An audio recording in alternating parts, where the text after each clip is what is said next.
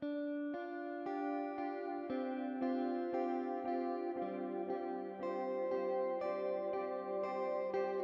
a quote by a famous pizza maker, a guy named Anthony Mangieri, that he always says, it's pizza made with love and a little bit of anger. And I always think that's, kind of a funny quote because there's, a lot of passion and a fire in the pizza. And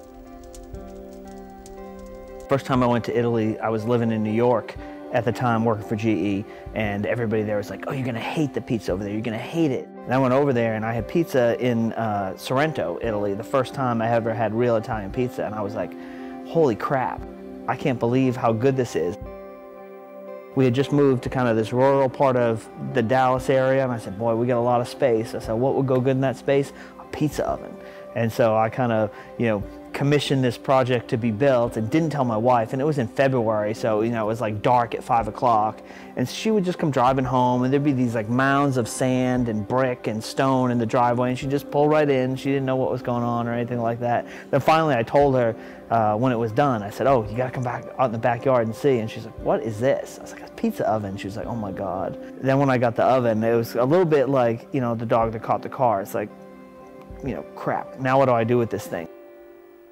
I found this group of Neapolitans that were based in Los Angeles, and they kind of taught me everything, how to make the dough, how to make the mozzarella, how to make the sauce, how to manage the oven. And so when I came back from that, it was like really like, okay, now I get it.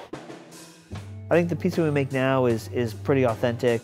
Our dough is always made with 4 ingredients: flour, water, salt, yeast. That's it. No honey, no sugar, no fat, no lard. My friend Maurizio, who's from Naples, sometimes when I'll make him a pizza, say, yeah, that reminds me when I was a boy.